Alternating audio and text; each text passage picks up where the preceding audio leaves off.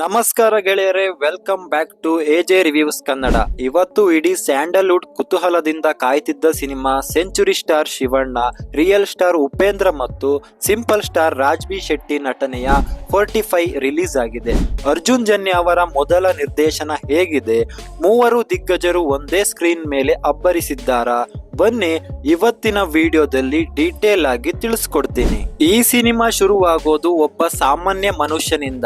ಇಲ್ಲಿ ಕತೆ ಯಾವುದೋ ಮಾಮೂಲಿ ರೌಡಿಸಮ್ ಅಲ್ಲ, ಬದಲಾಗಿ ಧರ್ಮ ಮತ್ತು ಅಧರ್ಮದ ನಡುವಿನ ಸೂಕ್ಷ್ಮ ಹೋರಾಟ ಅಂತ ಹೇಳ್ಬಹುದು. ಇನ್ನು ಮನುಷ್ಯ ಸತ್ತ ಮೇಲೆ 45 ದಿನಗಳ ಕಾಲ ಏನಾಗುತ್ತೆ ಅನ್ನೋ ಒಂದು ಫಿಲಾಸಫಿಕಲ್ ಎಲಿಮೆಂಟ್ ಇಟ್ಕೊಂಡು ಅರ್ಜುನ್ ಜನ್ಯ ಅವರು ಅದ್ಭುತವಾದ ವರ್ಲ್ಡ್ ಕ್ರಿಯೇಟ್ ಮಾಡಿದ್ದಾರೆ ಅಂತ ಹೇಳ್ಬೋದು. ಇನ್ನು ಉಪೇಂದ್ರ ಅವರು ಇಲ್ಲಿ ಒಂಥರ ವಿಧಿಯ ರೂಪದಲ್ಲಿ ಬಂದ್ರೆ, ಶಿವಣ್ಣ ಅವರು ಒಂದು ನಿಗೂಢ ಶಕ್ತಿಯಾಗಿ ಕಾಣಿಸ್ಕೊಳ್ತಾರೆ. ಇನ್ನು ಶಿವಣ್ಣನ ಎನರ್ಜಿ ನೋಡಿ ನಮಗೆ ವಯಸ್ಸಾಯ್ತು ಅಥವಾ ಅವರಿಗೆ ರಿವರ್ಸ್ ಗೇರ್ ಅಲ್ಲಿ ವಯಸ್ಸಾಗ್ತಿದೆಯೋ ಅನ್ನೋ ಡೌಟ್ ಬರುತ್ತೆ. ಅವರ ಆ ಸ್ವ್ಯಾಗ್ ಮತ್ತು ಆಕ್ಷನ್ ಸೀಕ್ವೆನ್ಸ್ ಈ ಸಿನಿಮಾದ ಹೈಲೈಟ್ ಅಂತ ಹೇಳ್ಬೋದು. ಇನ್ನು ಉಪ್ಪಿ ಸರ್ ಅವರ ಡೈಲಾಗ್ ಡೆಲಿವರಿ ಮತ್ತೆ ಹಳೆ ಉಪೇಂದ್ರ ಕಾಲಕ್ಕೆ ಕರ್ಕೊಂಡು ಹೋಗುತ್ತೆ. ಅವರ ಫಿಲಾಸಫಿಕಲ್ ಮಾತುಗಳು ಪ್ರತಿಯೊಬ್ಬರಿಗೂ ಕನೆಕ್ಟ್ ಆಗುತ್ತೆ.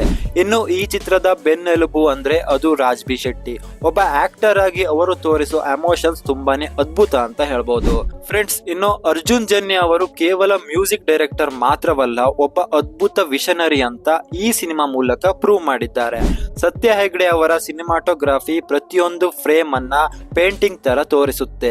ಇನ್ನು ಈ ಸಿನಿಮಾದ VFX ಬಗ್ಗೆ ಮಾತಾಡಲೇಬೇಕು. ಕನ್ನಡ ಸಿನಿಮಾಗಳಲ್ಲಿ ಇಷ್ಟು ಕ್ವಾಲಿಟಿ ವರ್ಕ್ ನೋಡಿ ತುಂಬಾ ದಿನ ಆಗಿತ್ತು. BGM ಅಂತೂ ಪ್ರತಿ ಒಂದು ಎಂಟ್ರಿ ಸೀನ್ ನಲ್ಲೂ ಗೂಸ್ ಬಂಪ್ಸ್ ಕೊಡುತ್ತೆ ಅಂತ ಹೇಳ್ಬಹುದು. ಆದ್ರೆ ಗೆಳೆಯರೇ, ಈ ಸಿನಿಮಾದಲ್ಲಿ ಒಂದು ದೊಡ್ಡ ಮೈನಸ್ ಪಾಯಿಂಟ್ ಇದೆ. ಅದೇನಪ್ಪ ಅಂದ್ರೆ ಸ್ಲೋ ಆಗಿರುವಂತಹ ಒಂದು ಫಸ್ಟ್ ಹಾಫ್ ಅಂತ ಹೇಳ್ಬಹುದು. ಇನ್ನು ಸಿನಿಮಾ ಫಿಲಾಸಫಿ ಮೇಲೆ ಡಿಪೆಂಡ್ ಆಗಿರೋದ್ರಿಂದ ಸೆಕೆಂಡ್ ಹಾಫ್ ನಲ್ಲಿ ಕೆಲವು ಸೀನ್ಗಳು ತುಂಬಾ ಲ್ಯಾಗ್ ಅನ್ಸುತ್ತೆ. ಮಾಮೂಲಿ ಮಸಾಲಾ ಸಿನಿಮಾ ಇಷ್ಟಪಡೋ ಆಡಿಯನ್ಸ್ಗೆ ಕೆಲವು ಫಿಲಾಸಫಿಕಲ್ ವಿಚಾರಗಳು ಅರ್ಥ ಆಗೋದು ಸ್ವಲ್ಪ ಕಷ್ಟ ಆಗ್ಬಹುದು. ಕಾಮನ್ ಆಡಿಯನ್ಸ್ಗೆ ಇದು ತಲೆ ಮೇಲೆ ಹೋದ್ರೂ ಹೋಗ್ಬೋದು. ಒಟ್ಟಾರೆ ಹೇಳ್ಬೇಕಂದ್ರೆ 45 ಒಂದು ವಿಭಿನ್ನವಾದ ಪ್ರಯತ್ನ. ಶಿವಣ್ಣ ಉಪ್ಪಿ ಅಭಿಮಾನಿಗಳಿಗಂತೂ ಇದು ಫುಲ್ ಮೀಲ್ಸ್. ನನ್ನ ಕಡೆಯಿಂದ ಈ ಸಿನಿಮಾಗೆ ರೇಟಿಂಗ್ 3.55 ಅಲ್ಲಿ. ನೀವು ಈ ಸಿನಿಮಾ ನೋಡಿದ್ರೆ ನಿಮಗೆ ಹೇಗನಿಸ್ತು ಅಂತ ಕಾಮೆಂಟ್ ಬಾಕ್ಸ್ ನಲ್ಲಿ ತಿಳಿಸಿ. ಮರೆಯದೆ ಎಜೆ ರಿವ್ಯೂಸ್ ಕನ್ನಡ ಚಾನಲ್ಗೆ ಸಬ್ಸ್ಕ್ರೈಬ್ ಆಗೋದನ್ನ ಮರಿಬೇಡಿ. ಮುಂದಿನ ವಿಡಿಯೋದಲ್ಲಿ ಮತ್ತೆ ಸಿಗೋಣ. ಧನ್ಯವಾದಗಳು.